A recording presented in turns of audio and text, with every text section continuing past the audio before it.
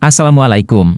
Mari kita simak tausiah dari Ustadz Rifki Jakfar Thalib tentang tajamnya lisan dan jari. Assalamualaikum warahmatullahi wabarakatuh. Puji dan syukur alhamdulillah kita haturkan kepada Allah atas limpahan nikmat yang Allah karuniakan kepada kita, sehingga di pagi hari yang penuh dengan keberkahan ini kita dipertemukan Allah, dikumpulkan oleh Allah di dalam majelis yang mulia ini dalam rangka menjalankan salah satu sebab datangnya cinta Allah kepada kita, salah satu sebab yang menjadikan rahmat Allah turun kepada kita, duduk di majelis yang menjadi salah satu sebab yang menjadikan dosa-dosa kita oleh Allah diampuni, yaitu majelis ilmu. Kita berdoa kepada Allah Ta'ala, semoga apa yang kita niatkan di pagi hari ini, Bu, ya, apa yang kita amalkan di pagi hari ini benar-benar mendatangkan rahmat dari Allah, dan apa yang kita amalkan dan kita niatkan mendatangkan ridha dari Allah Subhanahu wa ta'ala. Amin ya rabbal alamin. Salawat beriring salam semoga tercurahkan dan terlimpahkan kepada uswah kita, suri tauladan kita dan kekasih kita bersama, Nabi besar, Nabi agung, An-Nabi Muhammad sallallahu alaihi wasallam, beserta seluruh keluarganya, beserta seluruh istrinya, beserta seluruh sahabatnya, dan seluruh di antara umat dan pengikutnya yang terus menjalankan tuntunan dan ajarannya ila yaumil qiyamah. Ibu-ibu sekalian, di pagi hari ini tema kita adalah tajamnya lisan dan tulisan. Karena terkadang kita ini menganggap yang jahat itu cuma omongan yang keluar lewat lisan, padahal tulisan itu juga bisa menjadikan kita melukai orang yang membaca. Betul apa enggak? Apalagi sekarang ini musimnya saling sindir lewat status. Ayo, jadi mengakui dari mana? Saya nyeritain antum kok mengakui. Saling sindir lewat status.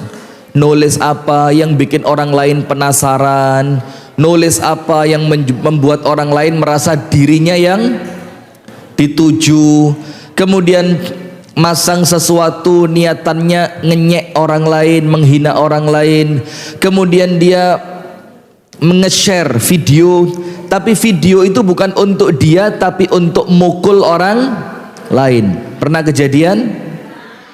Anda korban atau pelaku? Bagus, ngaku. Bagus, pelaku.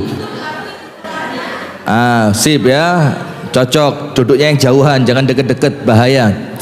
Nah, maka ibu-ibu sekalian, sekarang perlu kita fahami, ternyata kalau zaman dulu, Bu, belum zamannya medsos, belum zamannya orang punya SMS, orang punya WhatsApp, orang punya Facebook, orang punya Instagram dan yang lainnya, itu nyakitin orang lain biasanya karena apa? Lisan. Sampai dikatakan dalam sebagian ilmu tafsir tentang istri Nabiullah Zakaria alaihi salam. Ini istrinya seorang nabi. Itu disebutkan di dalam Al-Quran, wa aslahna lahu zaujah. Kami perbaiki untuk Zakaria keadaan istrinya. Ada dua tafsir di sini. Yang pertama, istrinya Nabiullah Zakaria alaihi salam itu di awal Allah jadikan dia kandungannya itu mandul.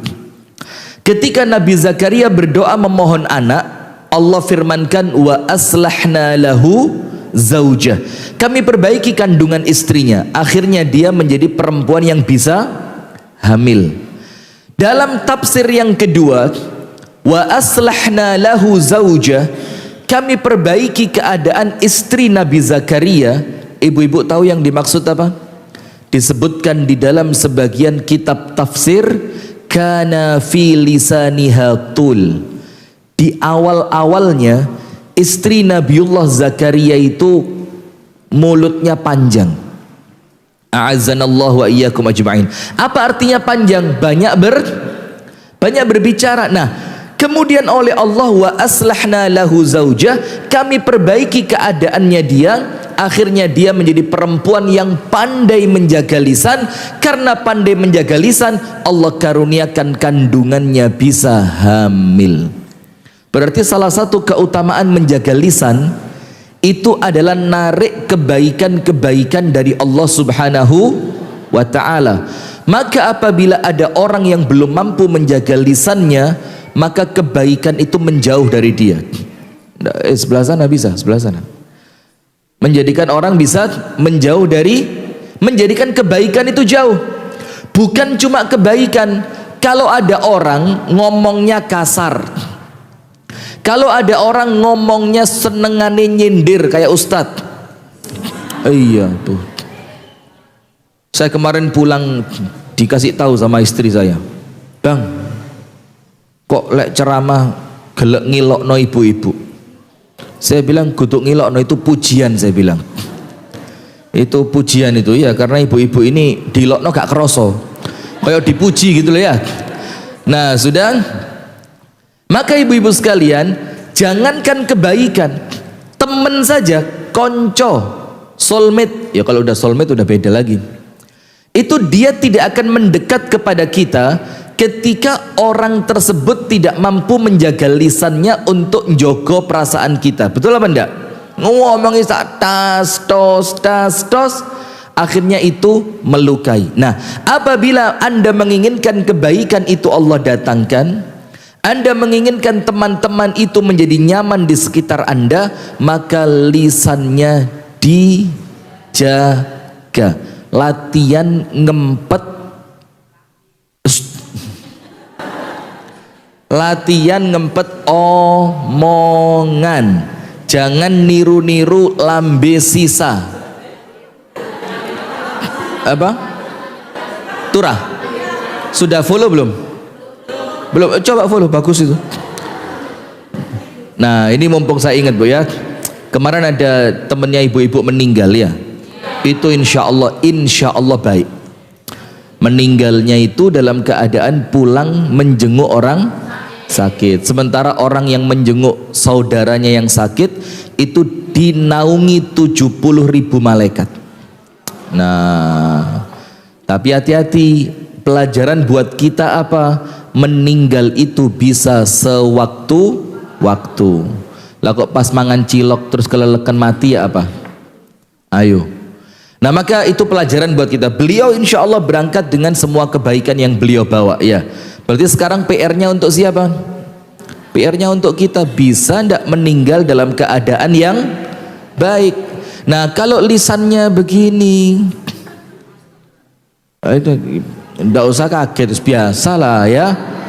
Kalau Anda merasa baik tambah salah loh ya. Kalau lisannya seperti ini, masih gak karuan, masih suka menggunjing orang, suka ghibah, wabot itu. Suka ghibah orang, suka ngerasani orang, suka maidu hasanah. Maidu apa mauidhah? Oh, mauidhah ya.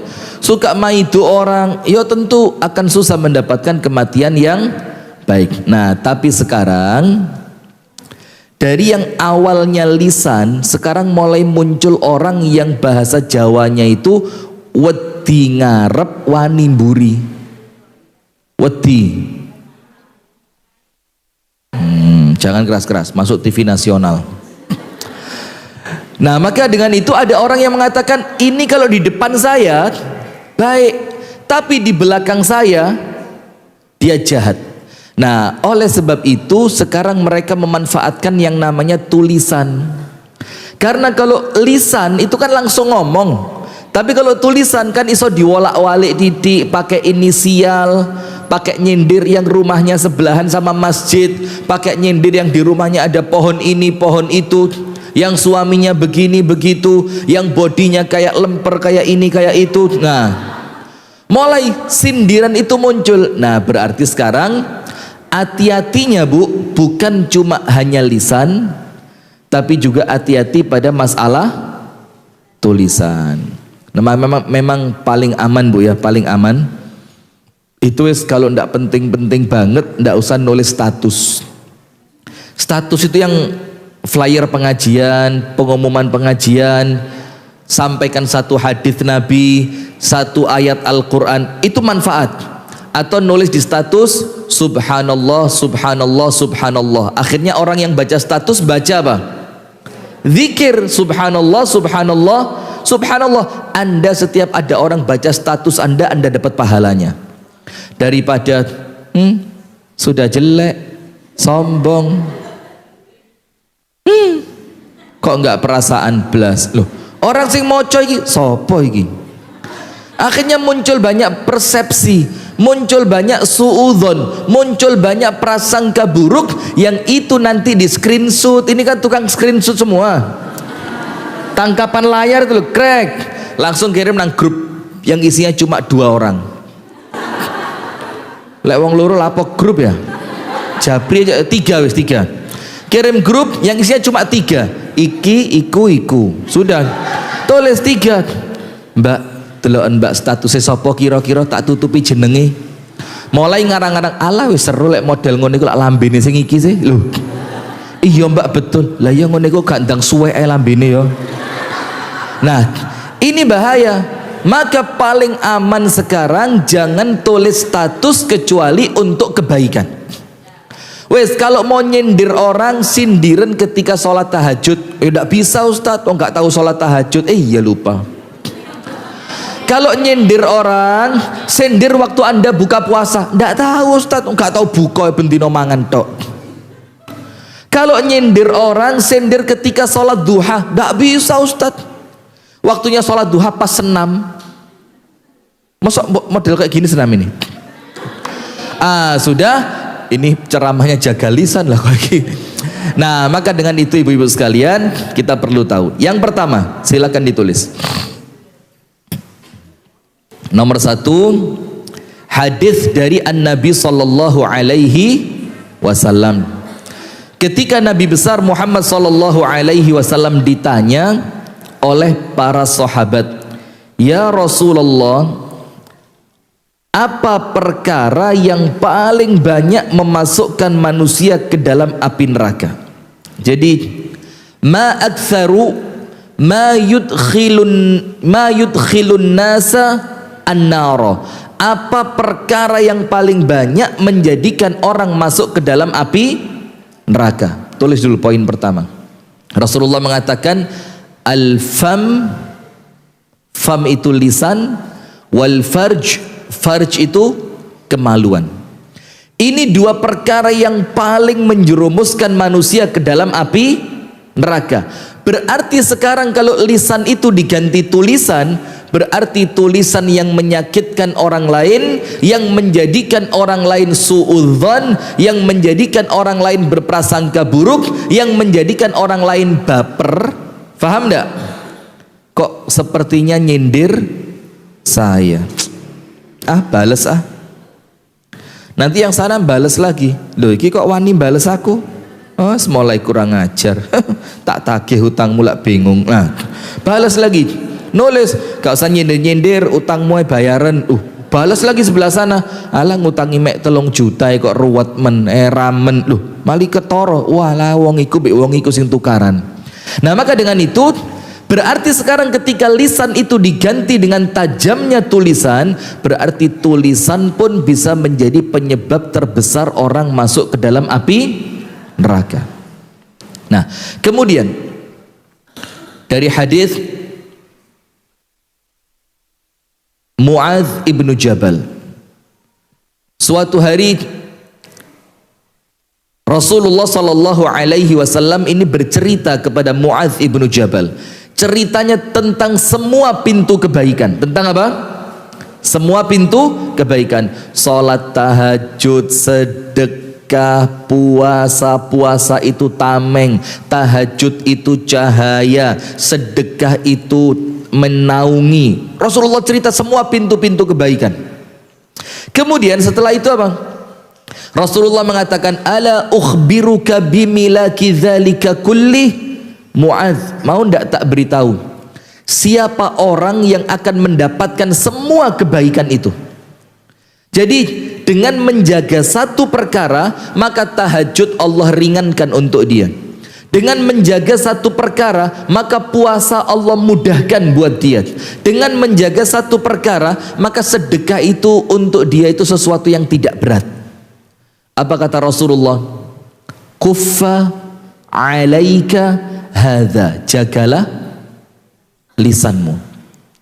Terus Muadz ini tanya kepada Rasulullah, ya Rasulullah,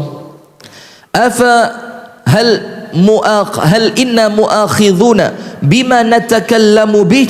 Ya Rasul, apakah omongan kita ini oleh Allah bakal dihisab? Apakah karena omongan ini Allah akan mengazab kita? Bayangin, karena fikirannya Sayyiduna Muadz bin Jabal, kita ini ngomongnya kan terlalu banyak. Mosok dihitung satu persatu sama Allah? Masa dengan apa yang kita ucapkan yang kadang-kadang gak kepikir? Maka begitu kan, kadang-kadang ngomong itu kan asal keluar, asal ngomong. Mosok gara-gara itu kita akan oleh Allah dihisab sampai kemudian dihukum? Apa kata Rasulullah? Thaqilatka ummuka ya Muadz, semoga ibumu kehilangan kamu. Ini bukan doa, tapi ini ucapan kekecewaan. Mosok sekelas Muadz bin Jabal radhiyallahu anhu ndak faham gitu loh. Terus Rasulullah bilang apa? Wahal yakubbun nasu finnari ala wujuhihim au ala manakhirihim illa hasaida alsinatihim. Bukankah nanti di hari kiamat banyak orang-orang yang Allah seret kakinya di atas, wajahnya di bawah, seret, sampai masuk ke dalam api neraka. Itu karena hasil apanya? Lisannya. Nah, berarti dari hadis yang kedua, Bu, ingat, menjaga lisan itu narik semua kebaikan. Tahajud Allah mudahkan untuk orang yang lisannya terjaga. Puasa Allah mudahkan untuk orang yang lisannya terjaga. Sedekah Allah mudahkan untuk orang yang lisannya terjaga. Dan yang kedua yang kita ambil apa? Lisan ini menjadikan orang bisa masuk ke dalam api neraka. Faham adik-adik?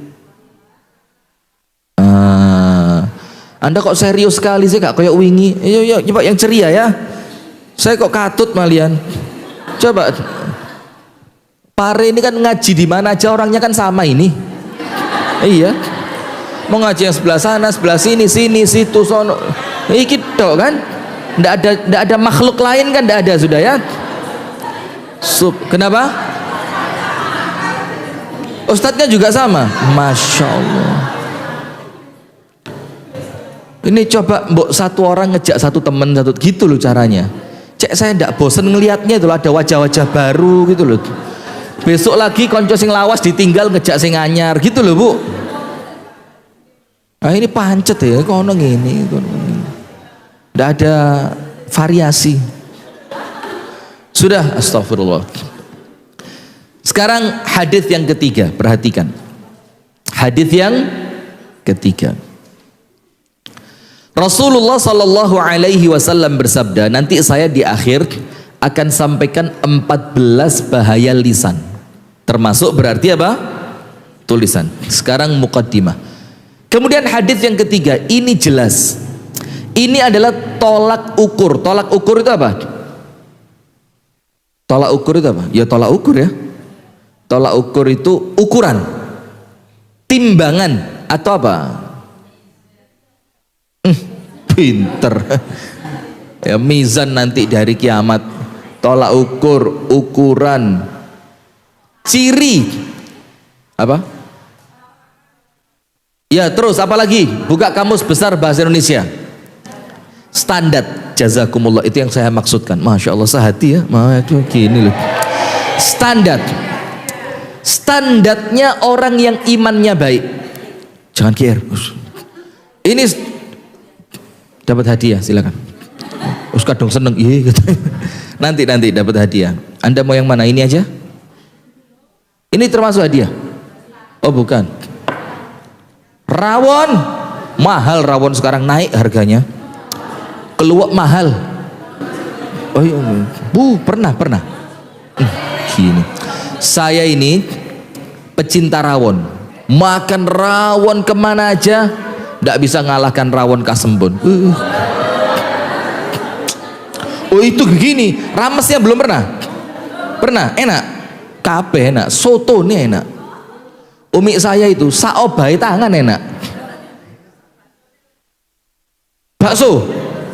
Ayo terus apa lagi? Yang belum pernah kualat nanti. Sudah, wes. Sudah Bu. Nah, maka standar orang itu imannya baik atau tidak? Bu, akhirat penting apa enggak? Kehidupan setelah kematian itu berat atau ringan? Berat. Kemudian kepingin nanti setelah meninggal istirahat atau diazab? Gak pakai istirahat. Nanti di kuburan kepingin mendapatkan nikmat kubur atau azab kubur? Kepingin kuburannya diluaskan atau disempitkan? Diluaskan. Sekarang standarnya satu, orang yang mendapatkan semua kebaikan setelah kematian, saya ulang, orang yang mendapatkan semua kebaikan setelah kematiannya itu orang yang imannya baik. Nah sekarang standar iman baik itu apa? Dengerin hadisnya, man kana. Nulis apa? Kok iso nulis bahasa Arab ya langsung ini. Nulis apa? Man kana, ya pakai Latin bagus. Man kana yu'minu billahi wal yaumil akhir. Siapapun orangnya yang beriman kepada Allah dan beriman kepada datangnya hari akhir. Apa yang menjadi standarnya dia? Apa yang menjadi cirinya orang tersebut? Falyaqul khairan, omongane mesti becik, ucapannya mesti baik, au liyasmut, atau dia lebih terkenal orang yang suka diam. Tapi kadang-kadang ya susah, karena kita ini kalau biasa sama teman-teman itu heboh, moro-moro tiba-tiba kita diem, itu temen akan, bojomu gak mulia, mesti gitu. Nanti pertanyaannya, kenapa wayang bayar tagihan dah? Atau kenapa omamu di Jabal Bang? Nah, tapi tidak apa-apa, dilatih. Sekali orang akan merasa aneh, 2 kali mungkin orang mulai biasa, 3 kali itu akan menjadi ciri khas Anda. Kalau tidak bisa berbicara yang baik, mendingan apa? Diam. Lah kita ndak, timbang sepi ngapusi rapopo. Timbang sepi, wis cerita ngarang-ngarang ngarapopo, timbang sepi. Padahal ini tolak ukur untuk orang yang imannya baik dan kehidupan setelah kematiannya insya Allah baik. Apa iman yang kuat tadi? Barang siapa beriman kepada Allah dan beriman dengan datangnya hari akhir, hendaknya dia berbicara yang baik atau lebih bagus diam. Nah sekarang kita mulai. Ibu-ibu sekalian yang dirahmati oleh Allah Subhanahu wa ta'ala, apa 14 penyakit lisan?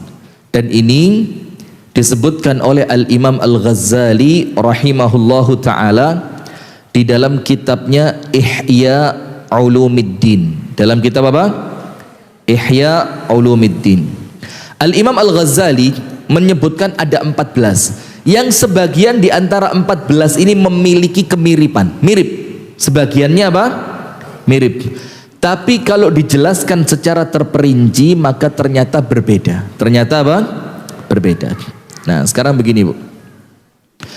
Wama yalfidhu, dan tidaklah engkau melafatkan. Melafatkan itu apa? Mengucapkan. Min qaulin, satu ucapan saja kok lemu. Ternyata omongan itu langsung mancep di hati nih wong. Padahal ya sik lemuan kono lho. Itu maka lihat, wa ma yalfidhu min qaulin, tidak ada satupun ucapan yang engkau ucapkan illa kecuali Ucapan yang sudah keluar tadi, saya mau tanya, bisa ditarik apa enggak? Bisa ditarik apa enggak? Bisa ditarik apa enggak? Illa ladaihi raqibun atid. Kecuali dari ucapan itu ada malaikat yang mengawasi dan ada malaikat yang mencatat. Berarti Bu, kalau orang itu senantiasa ngomong tidak pernah punya rem, nanti hisab untuk amalannya saja sudah makan hisab untuk omongannya saja itu sudah memakan waktu yang cukup panjang. Itu baru menghisab apanya? Omongannya, belum matanya, belum telinganya. Seneng ngrungokno Denis itu. Ini dihisab sama Allah nanti, kuotanya dihisab, telinganya dihisab, waktunya dihisab. Jujur, yang pernah lihat atau pernah lihat banyak, yang belum pernah lihat. Yang belum pernah lihat Denis, angkat tangan. 1. Belum tahu? Masuk akal. 2, 3, mana lagi? Belum pernah? Oh pernah. Mana lagi? Belum lihat? Bagus. Mana lagi? Belum? Serius? Belum? Yang itu loh. Belum? Belum? Serius? Bagus. Dari sekian ribu orang cuma 5 yang belum. Anda sudah? Orang no alasan, ndak sengaja muncul. Ya stalking memang, iya kan? Coba, nah hati-hati Bu. Kenapa? Itu baru omongan saja. Wa ma yalfizu min qaulin illa ladaihi raqibun atid. Apa yang kita ucapkan ono malaikat sing ngawasi, ada malaikat yang mencatat. Apakah Anda kira malaikat nyatet percuma saja, sia-sia saja? Enggak. Malaikat itu nyatet Bu untuk dilaporkan kepada siapa? Allah. Sementara lihat, wa innar rajula, ada seorang laki-laki. Boleh jadi dalam hadis ini laki-laki diganti perempuan. Wa innar rajula, ada seorang manusia, la yatakallamu bil kalimati, ngomong cuma satu kalimat. Mbak, bojomu kok ketok tuwek. La yulqi laha balan, yang ketika ngomong itu ndak dipikir. Banyak ada yang begitu. Yos asal alah ketemu sak kelebatan moto kepingin ngomong, lho mbak kok mali rambutnya putih kabeh bojomu. Nah, oh ya jari Pak Jokowi lek rambutnya putih pantes dadi presiden. Meneh dicet kabeh. Nah kan, satu kali ucapan bret yang sekelebatan kelihat mata, lisannya tidak mampu ngerem, akhirnya apa yang dilihat diucapkan, yang dilihat diucapkan, yang dilihat diucapkan, tidak pernah mikir perasaan orang. Anda tahu, wa innar rajula la yatakallamu bil kalimati min sakhatillah, yang omongan itu ternyata tidak diridhoi oleh Allah. La yulqi laha balan, yang ketika ngomongnya gak dipikir belas. Apa yang terjadi? Fayuhwa fi jahannam sab'ina kharifah. Orang itu sama Allah dilemparkan ke dalam api neraka selama 70 tahun. Berapa Bu? 70 tahun. Nah, maka ketika malaikat mencatat wa ma yalfidhu min qaulin illa ladaihi raqibun atid, itu malaikat nyatet bukan sia-sia, dilaporkan kepada siapa? Allah. Dilihat, cek. Oh ini kata-kata tidak benar ini kata-kata menghina ini kata-kata godaan ini kata-kata fitnah ini kata-kata adu domba ini kata-kata suudzon ini, dicatat semua. Baru satu saja nerakanya 70 tahun. Lah kalau sampai 50, 70, bahkan mungkin tidak terhitung berapa lama di neraka. Nah maka wa ma yalfidhu min qaulin illa ladaihi raqibun atid. Hati-hati, setiap kita ngomong ada malaikat yang mencatat dan catatannya dilaporkan kepada Allah. Tapi sebaliknya untuk ibu-ibu yang solihat ini, masya Allah, amin. Ya ndak merasa malu dengan aminnya gitu. Ibu-ibu yang solihat ini ya, amin ya rabbal alamin. Tapi insya Allah begini Bu ya, ini jujur jerone hati, wis talah. Lek sik gelem ngaji iku sik juara.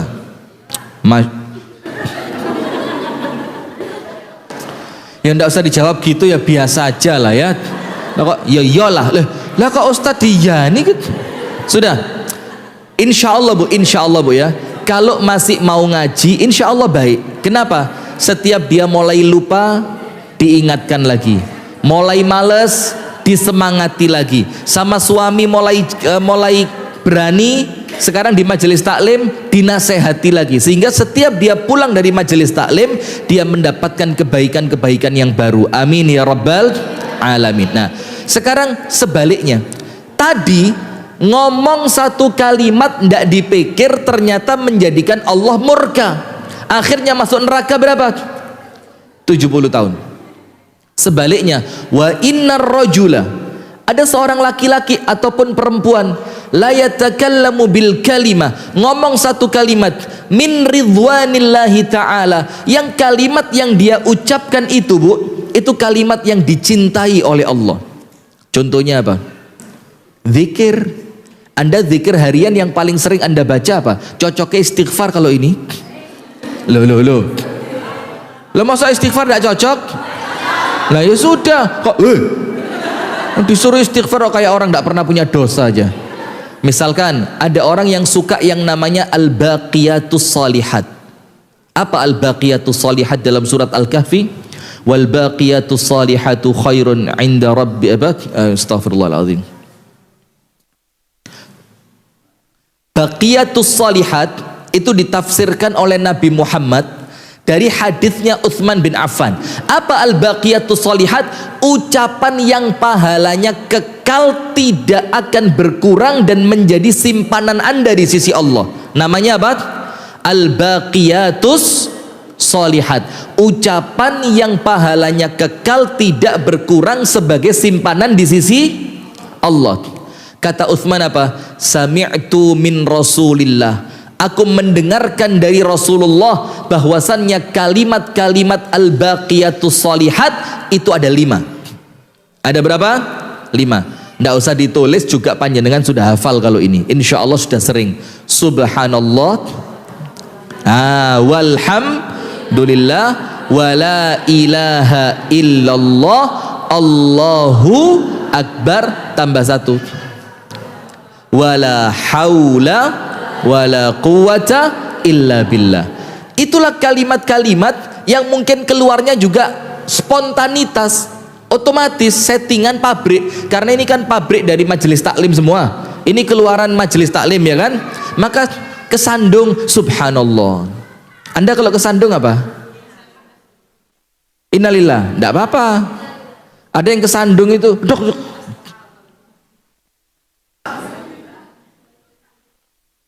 Ada yang kesandung itu keluarnya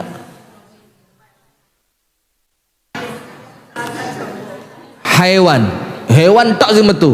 Mulai hewan yang krik, mulai hewan yang guguk, mulai hewan yang dipakai sebagai dokar, tahu?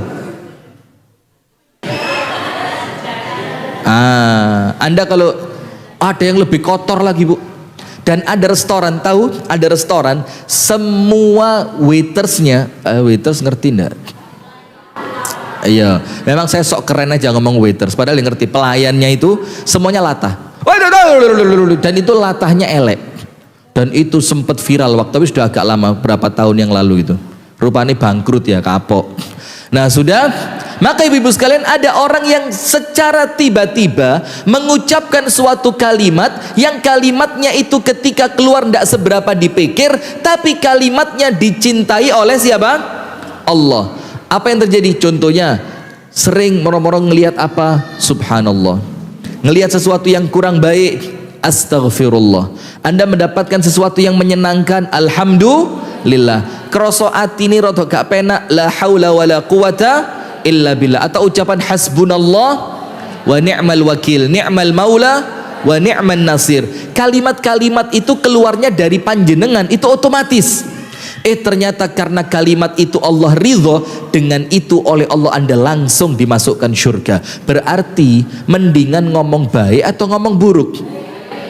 Ya bukan bukan perbandingan ya. Nah sekarang begini Bu, perhatikan apa dikatakan oleh Al-Imam Al-Ghazali yang merupakan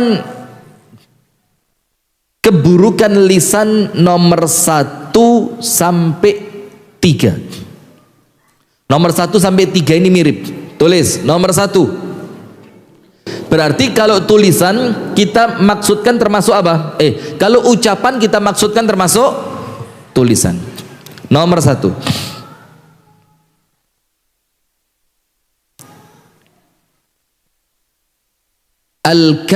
Al-kalamul ladzi la manfa'ata fihi walladzi yuqassi al-qalb. Ucapan yang tidak manfaat, yang kalau kebanyakan menjadikan hati keras. Nomor 1 apa? Ngomong, berbicara, berucap atau nulis sesuatu tapi yang dia tulis tidak mendatangkan manfaat. Apa dampaknya kata Imam Ghazali? Mengeraskan hati. Itu nomor 1.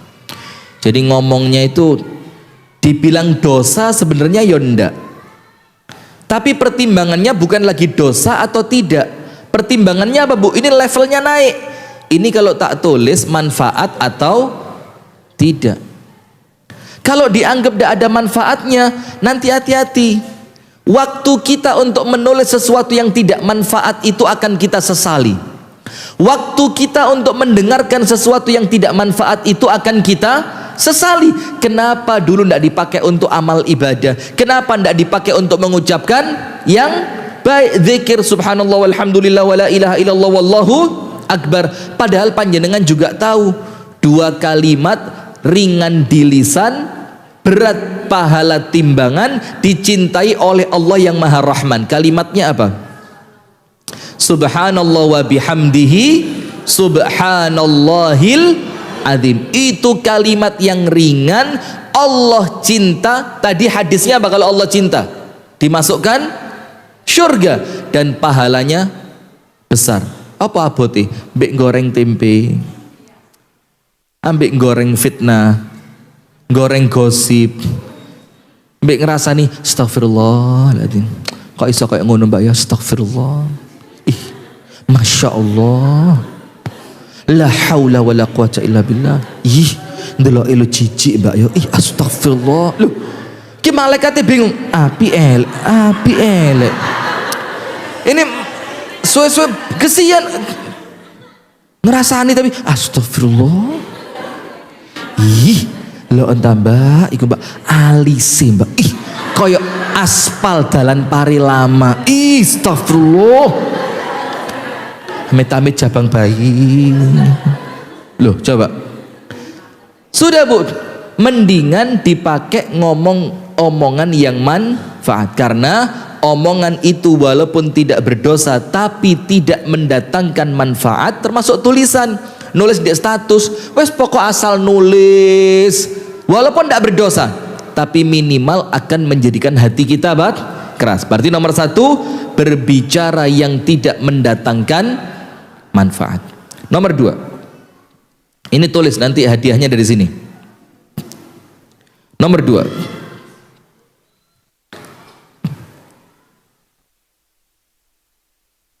kathratul kalami yuaddi ila kathratil kadhibi. Banyak omong. Nomor 2 tulis banyak berbicara yang apa? Menjadikan banyak berdusta. Banyak berbicara, namanya orang banyak bicara kadang-kadang kecampuran apa?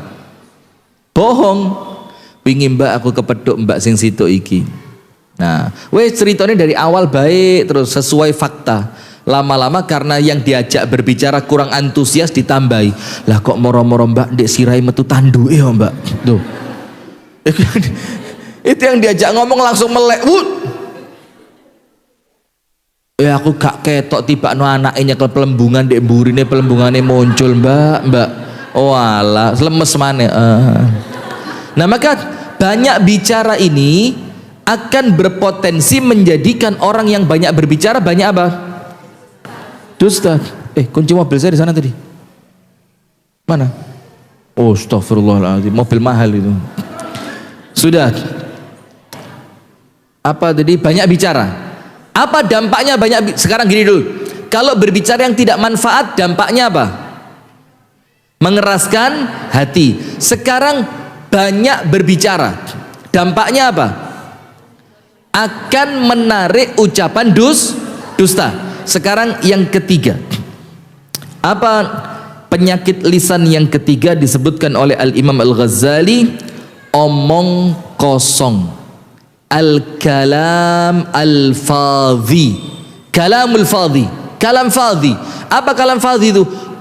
Omongannya itu tidak ada isinya. Omong kosong. Kalau bahasa kita, ayo coba bedanya dengan yang pertama apa? Yang pertama tadi apa? Berbicara yang tidak bermanfaat. Bedanya dengan omong kosong apa? Apa? Tidak ada kenyataannya, itu bohong. Ayo. Ngedabrus mana? Yang suka ngedabrus? Begini. Kalau nomor satu, omongannya itu tidak mendatangkan pahala, juga tidak mendatangkan dosa, tapi tidak memberi manfaat. Sementara yang ketiga, dalam bahasa Arab lebih tepatnya apa? Mujamalah. Mujamalah itu apa? Basa basi. Basa basi itu begini, Bu. Anda pulang dari luar kota bareng teman-teman karena habis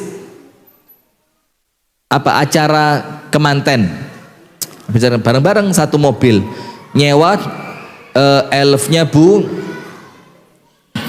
Sevi Rahayu, sudah sewa, sudah. Sopirnya suami tercinta, mana Bu Sevi? 10%. Jangan lupa rekening SDO ya. Sudah nyewa elfnya Bu Sevi, seret. Ketika malam pulang, iki wis capek semua, satu mobil capek. Karena waktu itu kemantennya di Australia lewat jalur darat, cat gitu kan, capek. Ketika diturunkan di rumah peserta pertama ngomong, "Mbak, mampir yuk. Apa daripada nanti capek nginep di rumah saya, mumpung suami saya ndak di rumah, mau ndak?" Padahal jero atine, Bu, ojo wis, aku wis kesel ngantuk, engkok ngeladeni tak turu wae sampean mulio. Padahal dalam hatinya itu cuma sekedar karena basa-basi, omong kosong, dia berusaha nyenengin orang lain. Anda tahu enggak, Bu? Ketika Anda janjeni orang lain, janjeni itu apa sih?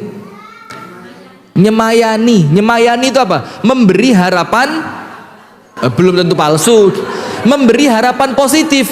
Itu, Bu, kadang-kadang Anda ngomongnya asal ngomong, tapi harapannya dia dari ucapan Anda itu begitu besar. Jangan ngecewakan orang dengan besarnya omongan Anda. Tak cerita nih. Ini kisah fiha ibar. Cerita yang di dalamnya mengandung banyak pelajaran. Ceritanya begini. Ada seorang raja mau pulang masuk ke istananya. Ternyata di jalan tadi ada seorang laki-laki tua di musim dingin dan puncaknya musim dingin. Laki-laki tua itu sampai jenggotnya ini keluar saljunya, saking dinginnya. Terus raja tanya, "Apa kamu nggak kedinginan?" Katanya orang tua tadi, "Maliya libasun dafi." Saya tidak punya baju untuk menghangatkan saya. Baju saya cuma ini. Terus katanya raja apa? "Kif makanak," tetap di sini. Saya tak masuk ke istana, tak ambilkan untuk kamu jaket yang tebal. Sudah kan? Akhirnya raja masuk istana. Laki-laki tadi apa? Nunggu. Ternyata raja lupa. Apa yang terjadi, Bu? Orang itu mati dan sebelum mati nulis surat. Wa'duka yudha'if quwwati. Janjimu tadi malam menjadikan kekuatanku melemah. Padahal tiap malam aku kuat tidak pakai jaket. Gara-gara kamu ngomong jaket, mindset saya berubah. Saya menunggu jaket sampai saya merasa begitu dingin, sampai saya mati. Terus ditulis apa? Wa'duka qatalani. Janjimu membunuhku. Ini gara-gara omong kosong. Jok khawatir, Mbak, tahun ngarep tak rabi. Oh, seweneng Ustaz. Itu dirabi Ustaz. Waduh, cerita rono. Anda kok mencep lu kenapa? Macem-macem sampai kemudian ke salon tiap hari.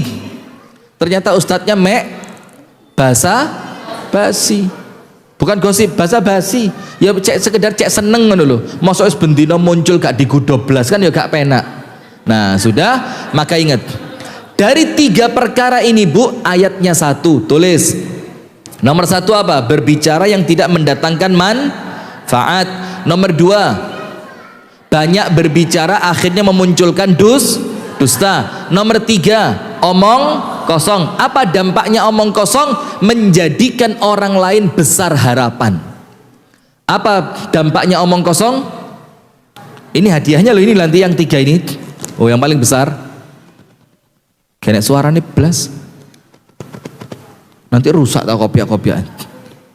HP harapan palsu. Harapan P palsu. Sudah. Apa nomor 3 dampaknya? Menjadikan orang lain besar harapan. Padahal kalau Anda ndak niat ngasih, jangan dikasih omong kosong, jangan dikasih basa basi. Mbak mampir nang omah, yo teh sak cingkir rong cingkir, wis kadung mudun, teh gak metu. Boleh. Terus ketika ngomong itu nyindir iklan teh terus, Mbak ndelok gak iklan teh di TV kok. Kising tuan rumah gak faham-faham. Ya Allah, nah sudah. Ayatnya 1, tulis surat Al-Mu'minun. Surat apa? Al-Mu'minun. Ayat berapa? 3. Surat Al-Mu'minun ayat yang ke-3. Walladzinahum, orang-orang beriman itu siapa mereka? Al-Mu'minun ayat berapa? 3. Walladzinahum 'anil laghwi, tentang sesuatu yang tidak mendatangkan manfaat, sesuatu yang tidak ada manfaatnya, sesuatu yang sia-sia, mu'ridun, mereka menghindari. Itu ciri orang beriman. Maka hadis yang lain dikatakan apa? Min husni islamil mar'i, ciri baiknya keislaman seorang manusia, apa cirinya? Tarkuhu ma la ya'nihi, dia mampu meninggalkan apa-apa yang tidak mendatangkan itu ciri kalau Islamnya baik. Kalau dipandang tidak manfaat, ditinggal sama dia. Nah, itu Bu, nomor 1, 2, 3 ayatnya surat Al-Mu'minun ayat berapa? 3. Sekarang yang keempat.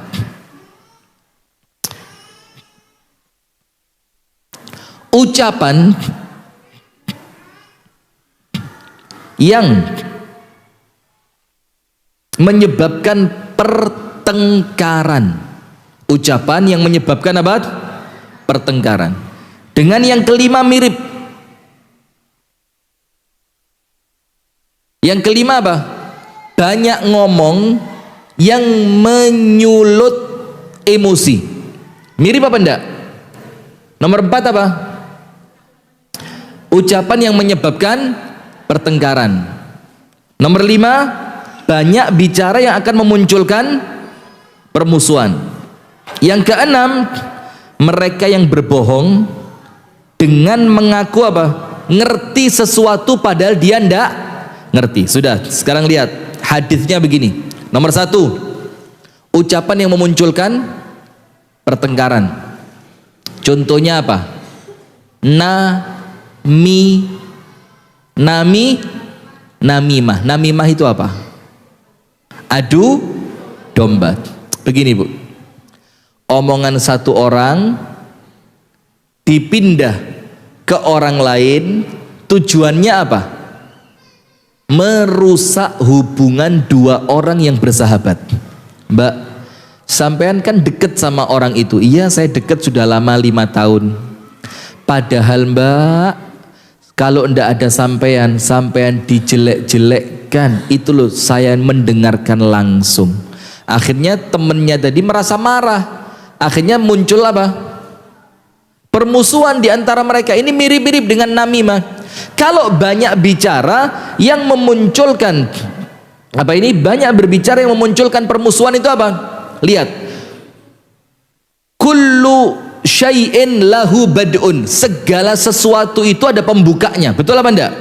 Pengajian tadi ada pembukaannya enggak? Membaca apa? Basmalah. Kan seperti itu. Wa bad'u kulli adawatin al-mizah. Segala sesuatu itu ada pembukaannya, dan pembukaan permusuhan itu apa? Bercanda. Pembukaannya permusuhan itu apa? Guyon. Guyon kalau sudah keterlaluan. Ya namanya guyon, Bu, ya kan, awalnya untuk mengakrabkan, supaya suasana tidak kaku, supaya Anda saling mengenal dengan apa ya? Dengan yang lain. Nah, tapi masalahnya kalau keterusan, lama-lama akan menjadi apa? Permusuhan. Berarti yang kedua lebih dekat kepada candaan yang berlebihan. Berarti bukan yang kedua, yang kelima ya. Kemudian yang keenam, mereka yang berbohong dengan mengaku ahli sesuatu. Tak kasih dalilnya. Begini, ibu-ibu pernah dengar enggak sahabat Nabi yang oleh Nabi Muhammad didoakan kecelakaan untuknya gara-gara memberi fatwa tanpa ilmu? Tahu? Memberi fatwa tanpa ilmu. Sampai yang diberi fatwa tanpa ilmu tadi jadi korban meninggal dunia. Terus Rasulullah bilang, qataluhu qatalahumullah, kalian telah membunuhnya, semoga kalian dibinasakan oleh Allah. Tahu ceritanya? Ada seorang laki-laki dari kalangan sahabat Nabi safar. Safarnya bareng-bareng beberapa orang. Di tengah jalan, yang satu kepalanya kejatuhan batu. Anda kalau umroh ya di Mekah atau Madinah, terutama Mekah, itu kan kalau Anda melakukan city tour, itu kan gunungnya gunung batu. Nah, itu dia kejatuhan batu dari atas, hattan kasara ra'suh, kepalanya pecah. Sudah, akhirnya istirahat.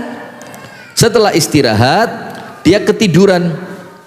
Setelah bangun tidur, ternyata orang itu mimpi basah. Wah, kok iso ya wis sirai koyo ngono kok sik mimpi sing macem-macem. Hus. Sudah, jangan macam-macam mikirnya. Pokok intinya dia mimpi basah. Ketika bangun menjelang adzan subuh, dia ngomong sama teman-temannya, in kasara ra'si, kepalaku pecah, wa kharaja min huddam, dan mengeluarkan darah yang sangat banyak, wa ana ihtalamt, dalam keadaan aku baru saja mimpi basah. Fahal tajiduna li rukhsatan bi an atayammam, kalian lihat enggak saya punya keringanan untuk tayamum saja, enggak perlu mandi wajib atau mandi besar. Apa kata teman-temannya? Ma ra'aina lakum rukhsatan, kami tidak melihat kamu punya keringanan untuk mandi besar. Untuk tayamum berarti harus mandi. Akhirnya orang tadi mandi dengan polosnya, dia mandi, kepalanya kemasukan air, na'udzubillah, sampai ternyata orang itu meninggal dunia. Sampai di Madinah, Bu, diceritakan kepada Rasulullah. Makanya hati-hati, jangan gampang ngasih nasihat teman tentang rumah tangganya kalau Anda hanya mengharapkan dia cerai. Kayak ngono, Mbak. Hi, amit-amit jabang bayi, pegatan lulu apik, Mbak. Mumpung bojoku siap rabi mbek sampean. Ini mbak-mbak rotok ngene rupanya ya. Hati-hati, Bu. Maka dengan itu akhirnya orangnya wafat. Dilaporkan sama Nabi Muhammad, ya Rasulullah, ahadun minna asabahul hajar hatta kasara ra'suh. Ya Rasul, salah satu dari kami kejatuhan batu sampai kepalanya pecah, keluar darah, dia tidur mandi besar, kami bilang tidak ada keringanan untuk tayamum, wajib mandi. Faghtasal, akhirnya dia mandi, famat, kemudian dia mati. Apa kata Rasulullah? Ama sa'alu idza lam ya'lamu, kenapa kalau kalian tidak ngerti tidak mau tanya? Maksudnya Rasul, kalau tidak ngerti jangan memberi jawaban, nanti merusak orang lain. Rasulullah marah, Rasulullah murka. Qataluhu, kalian telah membunuhnya.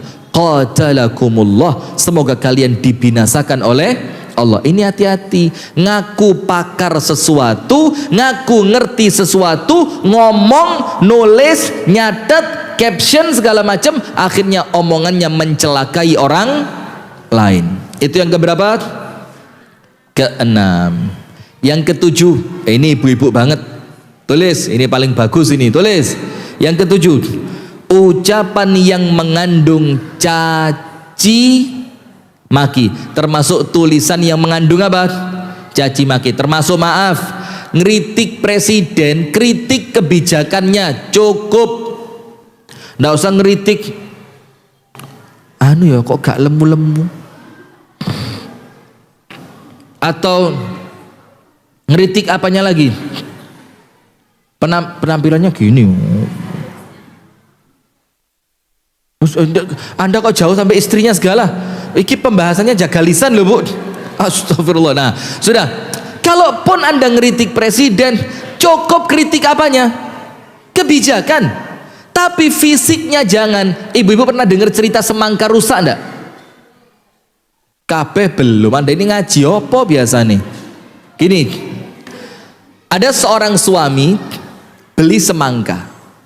Setelah dia beli semangka, semangka itu diberikan kepada istrinya. Sama istrinya dibelah.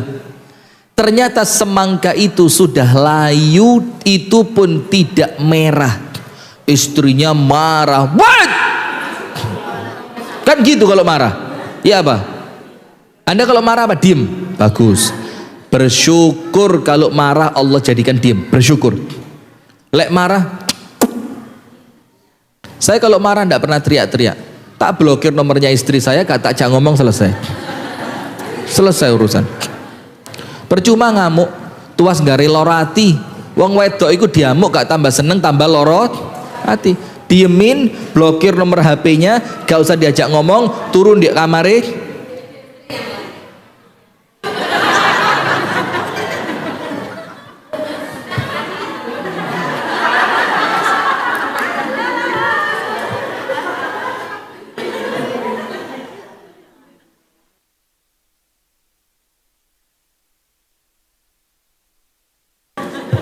Mana Yuning belum sembuh?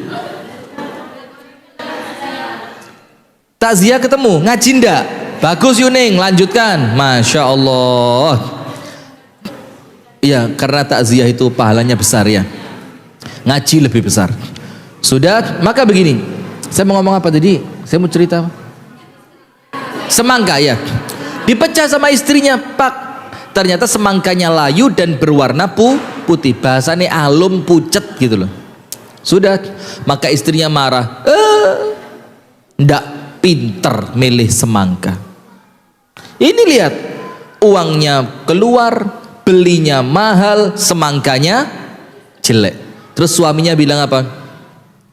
Kamu tidaklah mencela itu apa? Menghina dari semangka yang rusak ini, kecuali salah satu di antara tiga. Nomor satu, kamu mencela saya, suamimu. Padahal saya tidak mungkin niat beli semangka yang jelek, mesti saya milih yang terbaik. Berarti kamu tidak mencela saya, karena saya pasti cari yang terbaik. Nomor dua, kamu mencela penjualnya. Padahal penjual pun sama, tidak mungkin dia menjual kecuali semangka yang terbaik. Berarti kamu tidak mencela penjual dong. Mencela siapa? Pencipta semangka ini. Siapa penciptanya? Sama kalau Anda ngenyek orang gara-gara fisiknya. Masya Allah hidungnya mancung ya ke belakang. Masya Allah ukiran hidungnya bagus loh ya, seperti jambu air. Lagi niating muji apa ngenyek? Itu loh mbak yang satu, seger kalau dilihat walaupun gemuk. Loh, ini karepe apa ini? Ini jelas ngenyek muji-muji. Ini ndak seger mbak yo. Iya, masih yo ketok lemu lo yo. Nah maka ucapan mengandung cacian ini, kalau yang Anda caci fisik, Anda mencaci siapa? Allah. Karena orang Bu tidak mungkin kepingin tercipta kecuali dengan bentuk yang terbaik. Orang tua tidak mungkin kepingin punya anak kecuali anak yang paling baik. Sementara yang menentukan anaknya bagaimana siapa? Allah. Berarti kalau Anda mencela anaknya orang lain, wih ya Allah, ini lo sekolah kok gadus gini yo, siapa sih mae gitu? Jangan. Sudah, maka ibu-ibu tulis suratnya Al-Hujurat ayat berapa? 11. Berarti yang ketujuh apa? Ucapan yang mengandung caci maki. Ayatnya apa? Al-Hujurat ayat 11. Ini insya Allah ayatnya sudah tahu semua. Begini ayatnya. Sampai jam berapa sih ini? Bu Tia? Biasa jam berapa? Setengah 10. 9. Lah kan sudah mulai. Sebelah sana setengah 10, sebelah sini 9. Jadwalnya sampai 5 menit lagi. Sabar. Iki banyak yang pergi karena anaknya istirahat ya. Begini. Ya ayyuhalladzina amanu la yaskhar qaumun min qaumin asa ay yakunu khairan minhum. Wahai orang-orang yang beriman, janganlah kalian mencela kaum yang lain. Boleh jadi yang kalian cela lebih baik dibanding yang mencela. Wala nisaun min nisa'in asa an yakunna khairan minhunna. Dan jangan sampai perempuan yang satu mencaci perempuan yang lain. Boleh jadi yang dicaci lebih baik dibanding yang mencaci atau menghina. Wala talmizu anfusakum wala tanabazu bil alqab. Dan jangan memberikan julukan-julukan yang jelek. Bi'salismul fusuqu ba'dal iman. Wa man lam yatub fa ulaika humudz zalimun. Orang yang tidak tobat makalah dia orang yang zalim. Sekarang yang ke-8, laknat. Yang ke-8 apa? Laknat. Dan kalau di masyarakat Indonesia jarang dengar. Tapi kalau orang Arab itu metu tuh Allah yal'anabuk katanya.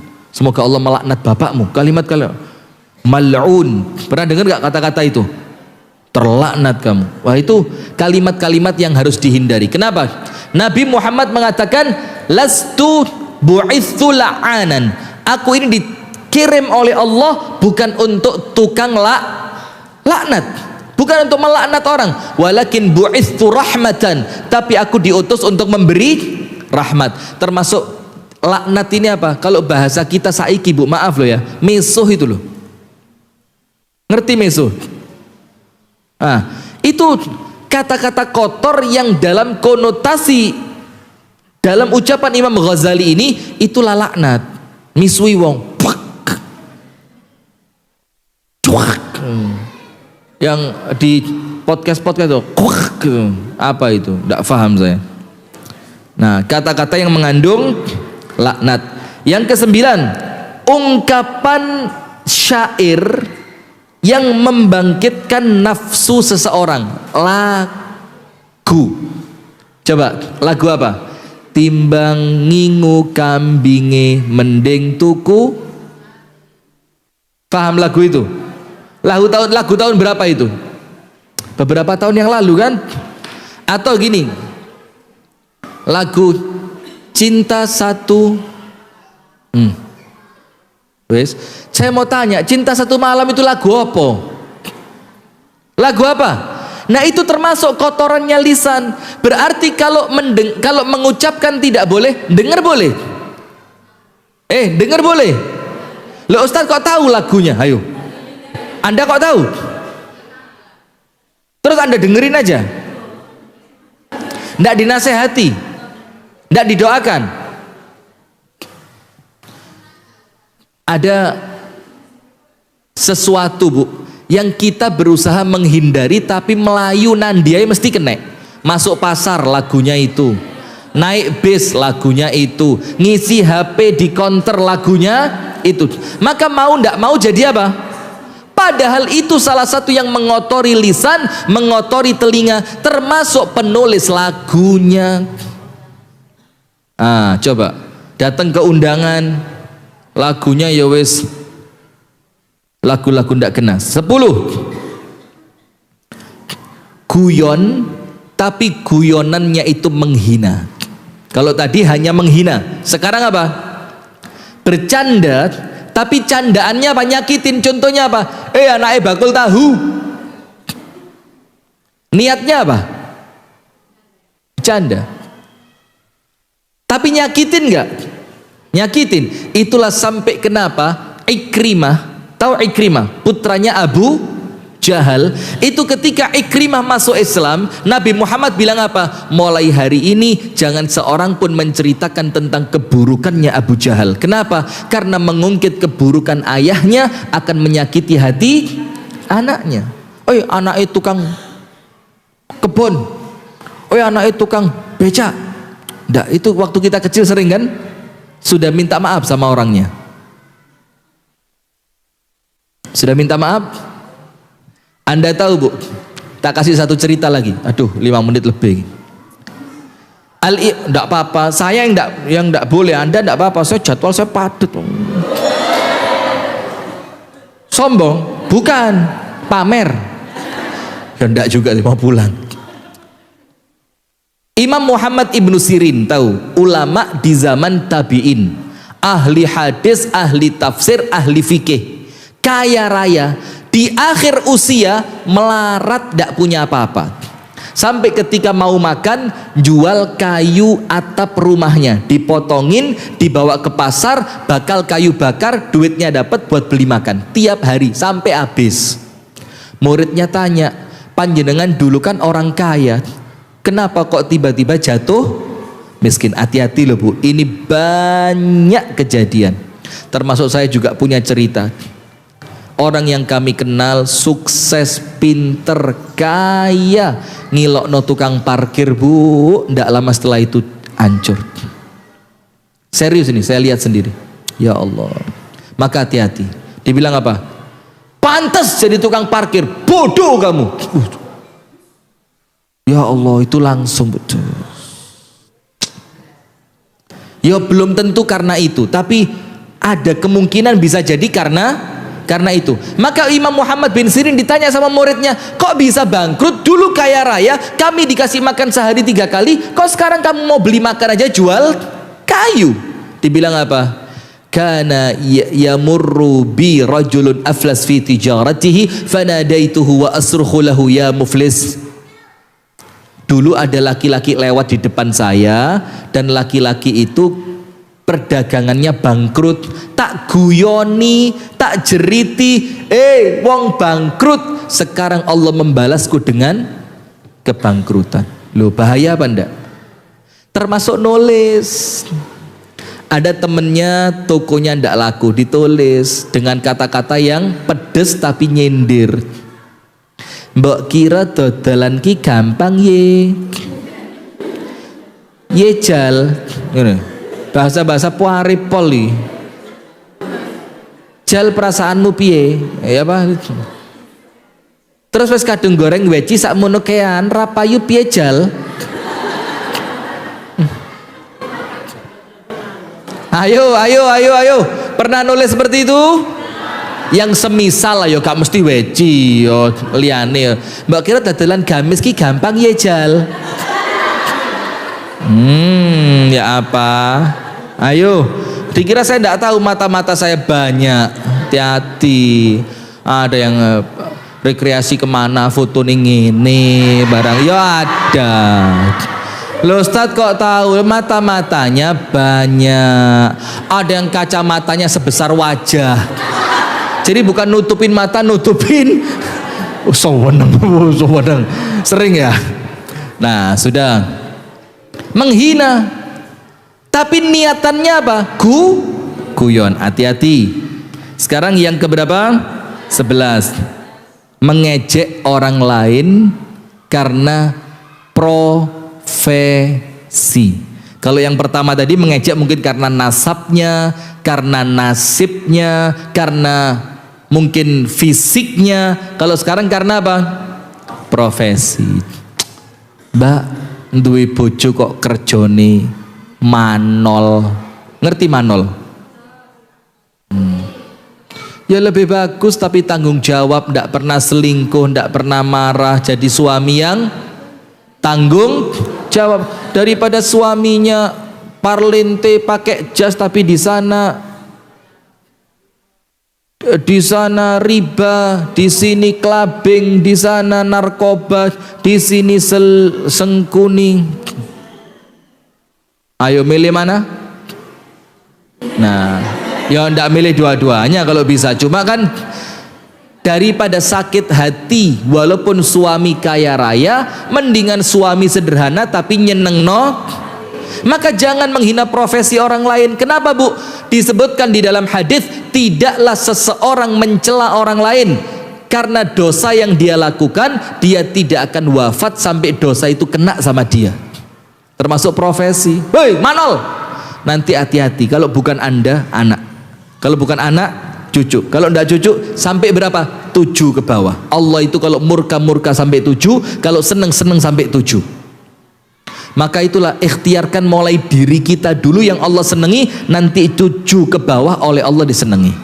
Jangan sampai mendatangkan laknat dari Allah, karena laknat akan sampai tuju ke bawah. Dan itu ada hadisnya walaupun diperselisihkan oleh para ulama. Ke-12, membongkar rahasia. Dan ini sekarang lewat tulisan. Karena lewat lisan wedi. Sekarang lewat apa? Tulisan. Bongkar apa, Bu? Rahasia. Bongkar rahasia itu apa? Ya bisa dibilang membongkar aib. Aib itu perlu dirahasiakan apa enggak? Perlu. Kalau orangnya menutupi, lah kok Anda bongkar, dosa apa enggak? Jangan, Bu. Wis lah, Bu, jangan. Rahasia orang biarkan jadi milik dia. Sampai dikatakan oleh para ulama salaf, qulubul ahrar quburul asrar. Apa? Qulubul ahrar, hatinya orang merdeka, kuburul asrar, kuburannya rahasia. Jadi kalau Anda dengar suatu rahasia, kuburan, jangan dibongkar-bongkar. Pinter, hebat, cerdas kalau sampai lupa, bagus kalau sampai lupa. Mbak, biar lah tahu diceritani masalah Mbak Iko sing pas tahu ngene-ngene kalau Mbak, selali aku.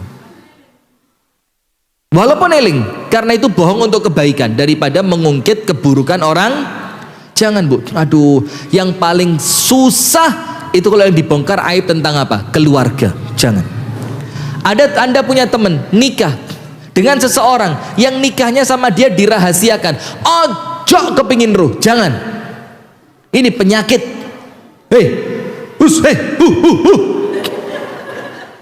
Penyakit. Kok iso rabi mbek iku? Padahal lho Mbak, sadurunge sing njaluk iku ya akeh. Kok oleh koyok ngono? Sampeyan ruh Mbak, gak dirami-rami, isin.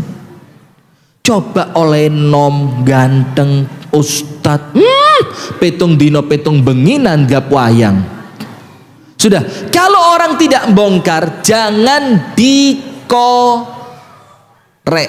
Jangan dikorek. Kenapa? Orang yang mengkorek rahasianya orang lain, Allah akan beberkan aibnya dia. Kalau Allah beberkan aibnya dia, terbuka dan malu walaupun di tengah rumahnya. Hati-hati. Yang keberapa sekarang?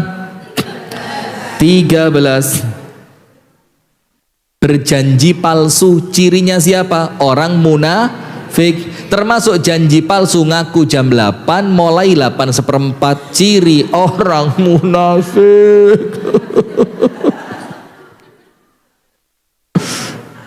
Janji berhenti jam 9, setengah 10 belum. Ciri orang baik, ngasih bonus. Iya enggak? Ustadz baik. Sudah enggak. Itu ciri orang munafik. Berjanji sampean butuh apa? Mbak, jok khawatir menit tak keisak truk. Ternyata besoknya lagi ndak. Nah, ini hati-hati. Janji palsu. Padahal keutamaan orang yang senantiasa menepati janji, orang itu sama Allah akan ditepati janjinya. Hati-hati loh, Bu. Janji itu bukan perkara yang ringan. Yang ke berapa? 14, bersumpah palsu. Disebutkan dalam hadis tentang jual beli. Orang yang banyak bersumpah dalam jual beli, Allah hilangkan keberkahan hasil jual belinya. Mbak, iki barang teko endi? Oh, asli Jakarta. Padahal kulaan dek Perak. Pasar Semut. Apalagi? Kalau saya ke Jakarta itu mainnya di TP terus. Ya, Bu Sanum, kemana kita kemarin beli jas yang mahal itu?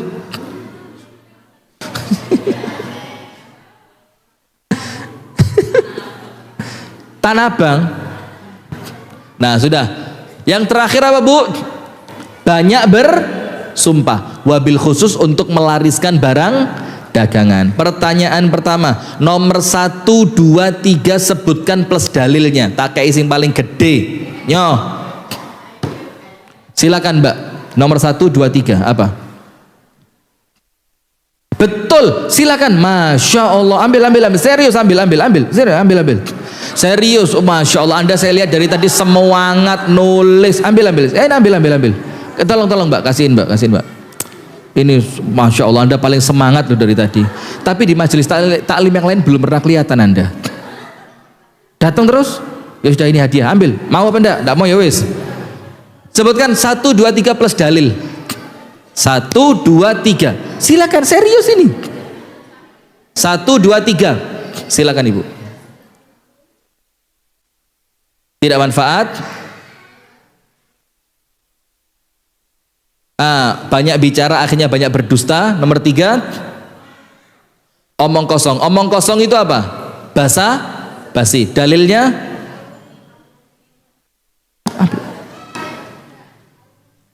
sip. Anda mau yang besar apa yang kecil? Besar. Ketipu berarti wenteng pol. Ini malah antep. Silakan yang besar. Ya kira rezeki. Ternyata isinya jam digital.